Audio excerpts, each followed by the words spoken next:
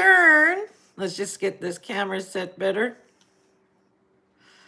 All right, Scorpio, we're talking about September 2025. It's eclipse season. So if you're a Scorpio sun, Scorpio rising, or Scorpio moon, you'll be interested in this forecast where we'll be using astrology and, of course, the cards, the power of 8. And 8 is the house that you rule, Scorpio. So 8 is a very transformative number. And what's transforming in your life during this eclipse season? And remember, eclipses have a ripple effect.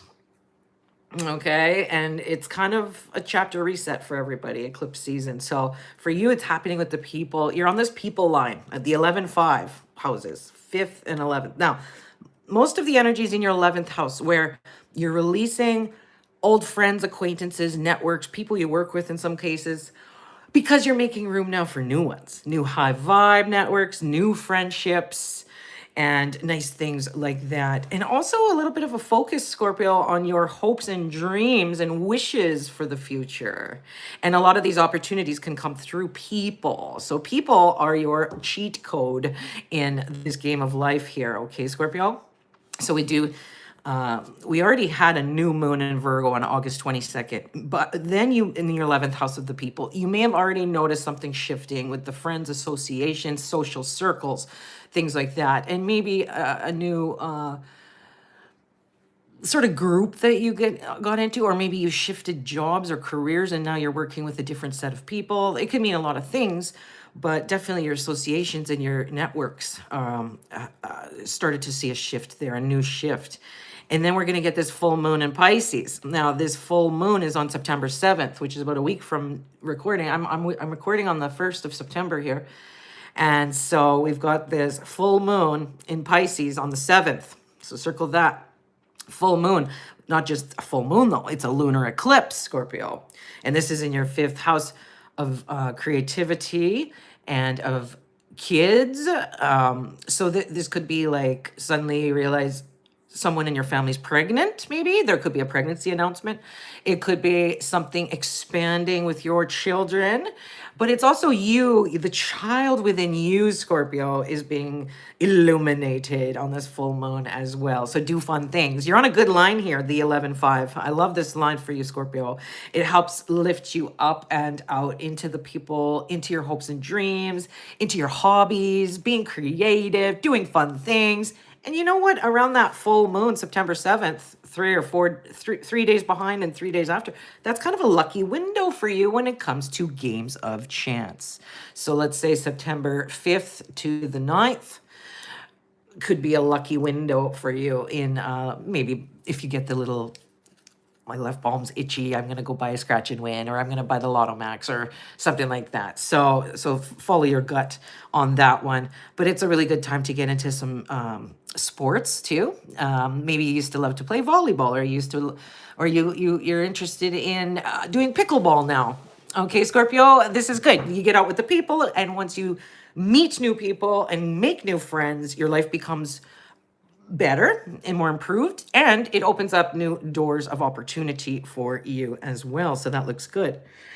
Okay, Scorpio, now your ruling planet is Mars. So I like to look at what Mars is doing. Mars also rules Aries. So, you know, I look at it. But anyways, this is about you, Scorpio. So let's look at Mars. What's it doing? Well, right now, Mars is in Libra. It doesn't really love being there.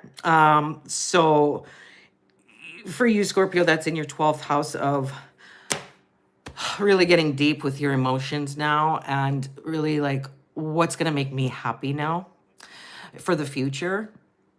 What kind of people do I want to surround myself with? What are my hopes and dreams right now for the future? Things like that you'll be reflecting on. And you could be a little more psychic as well in that 12th house with Mars and Libra in your 12th house of the spiritual. It could be you meeting new spiritual people. It could be you going on a retreat, or you hosting a retreat for your spiritual folks if you own your own business, for example. Things like that. But it's definitely quieting the mind and meditating and all the spiritual stuff, and kind of, there's lots of noise out there with everyone. The people are making noise all over the place. And sometimes it's just nice to just go within. And you could use that Mars and Libra just to like chill and use the energy towards self-care. and things like that. You might also be getting a lot of dreams lately here until September 22nd. Lots of dreams, prophetic dreams, psychic dreams, healing dreams, maybe. So it could be good to write them down. It could be good for astral travel if you're into that type of thing. And it could be good for remote viewing as well if you've ever been interested in that. And then Mars will move into Scorpio. So September 22nd is when things really start to shift into your new Scorpio sort of identity, stuff about the body, your relationships, and all that. And I think by September 22nd, you'll really get a good grasp of who's your friend, who's not, who's there for you, you know, and along the way, you've probably met one or two new people that you're sort of becoming besties with as well. Okay, so that looks good indeed. Now, I also like to look at what Jupiter's doing because Jupiter moved into Cancer until next summer of 2026. So I look at Jupiter for everyone, not just you, Scorpio. And so what's it doing? It's bringing you healing vibe. Jupiter's bringing you it's healing, holly jolly vibes to you in your 9th house of expanding your horizons. So not only are the people, they're expanding your life, they're expanding your horizons. You're going to have spiritual healing through travel, 9th house, through studying, through learning. It could be a time now until next summer, Scorpio, for you to teach, or maybe you're going to a learning thing that can bring healing to you as well. And also how you see the world, your belief systems, Scorpio, now until next summer of 2026, you might go through a religious shift as well, changing religions maybe, or the beliefs that you had about something are changing in some way too, because as you learn more about something, or as you travel, we always have a shift in our belief systems when those things happen, right? And that's very 9th house. It can also mean healing through people from foreign countries or people who grew up differently than you. So a different perspective from those people can be very healing for you, Scorpio, indeed.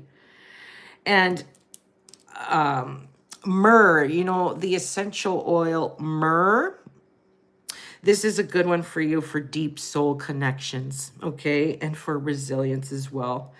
And also it'd be good for you, Scorpio, during this time in September to try intermittent fasting, or at least learn more about it and see if that is something that would interest you. And also and other forms of detox. Okay, Scorpio.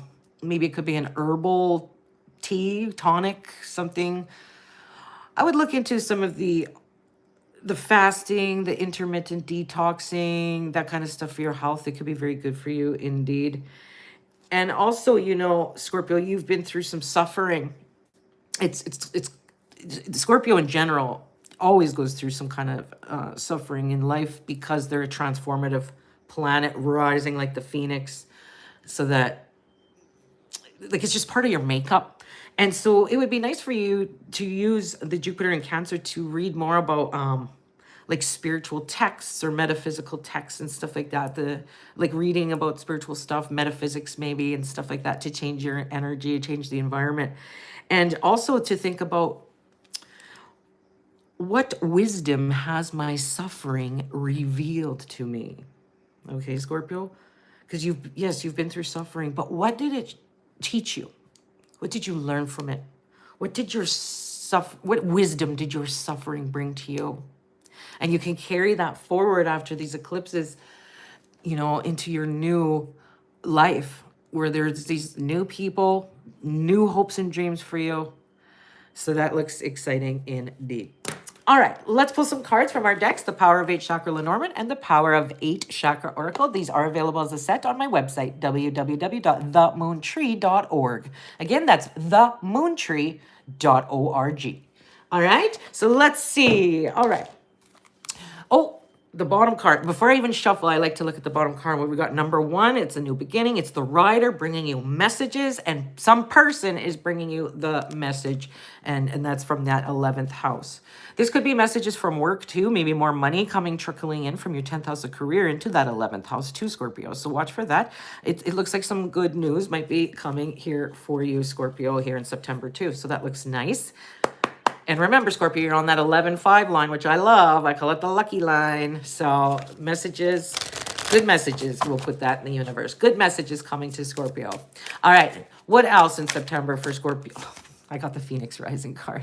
That's totally you. Remember I said you're like the Phoenix Rising, and you run the 8th house in astrology, which is the Phoenix Rising transformative house. So it's just coming again too. It's time for you to shine bright, and you do it through the people, and you find new associations, new networks, and you're more popular now, right? And it comes through the people. And so that's a good cheat code. Phoenix Rising from the depths, lightening up, and being with the people, and you're and working on, what's my hopes and dreams now that I'm rising out into this new identity as a Scorpio person. So that looks cool indeed. All right, now let's try the Power of 8 Chakra Oracle. What's the bottom there? Ooh, number 38, which reduces to 11, the magic 11. Look, I noticed the signs. A very psychic number, this dark blue one right here. Third eye. Now, the third eye is not just psychic and intuitive. It's also looking at, like, it's a futuristic feel. Like, what are my hopes and dreams now for the future? I think that song in my head, I can see clearly now, the rain is gone. Like, you're seeing the and you're noticing the signs. Like, you're very intuitive here with the 12th house Mars in Libra until September 22nd. Like, you are intuitive, and you're going to get spiritual signs, and it could be coins on the ground. It could be feathers. It could be signs. The clouds are making an image, all sorts of things like that. But noticing the signs, and also noticing the signs of your body when something feels good, it feels right, and you starting to follow your own intuition, not rely externally or up here or anything, like going down deep within yourself and really feeling, what does it feel like to get a yes? What does it feel like when my body says, right? And going within about that and getting more in tune with your body as an intuitive gauge, as a compass. I notice the signs, but I'm not surprised if you get a lot of, spiritual healing, energy healing stuff going on in your life as well, until next summer, Scorpio. So that looks good indeed. So we could look up, what are the essential oils for this one and stuff. Let's open the book to number 38. I noticed the signs. Okay, Scorpio. And let's see, what else does it say? Oh yeah, like I said dimes and feathers, but there's also, you might notice smells like cigar smoke and nobody's smoking. Or you might be like smelling roses and you're like, well, there's no flowers around. Why am I smelling that? A certain song in the radio, or maybe the lights flicker. Coincidences, synchronicities, but they're all validations from the universe, and it has a lot to do with your pineal gland and your attachment to the third eye there. And so we're looking for some blue, like ylang ylang would be very nice for you as well. And if you mix that ylang ylang with the myrrh that I already told you about, that would make a very nice sort of combo, essential oil combo. The myrrh mixed with the ylang ylang. I sell doTERRA, and we also have blue tansy. Blue tansy is it's kind of more expensive, but it's very, very, very good as well. Blue tansy. Okay, Scorpio. And if you like stones, healing gemstones with the frequency, lapis lazuli, very good for you.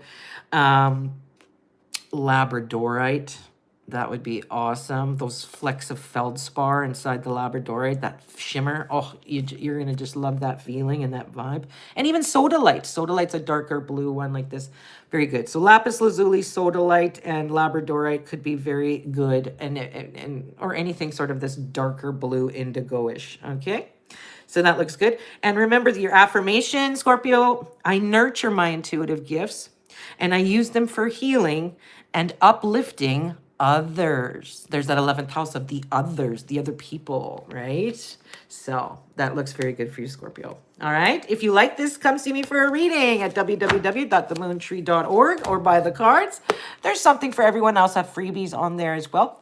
Okay, Scorpio, what's next? Well, stay tuned. If you have a Sagittarius person that you know, or maybe you have Sag in your chart, Sagittarius moons, risings, and Sagittarius suns, we're going to talk about September in our next live video coming soon in a few minutes. Okay, Scorpio, thanks for joining me today. I'm Trina, your intuitive guide with a chakra vibe, helping you navigate life's energies. And watch my other videos too for more information on September with where it is eclipse season. All right, see you in the next one.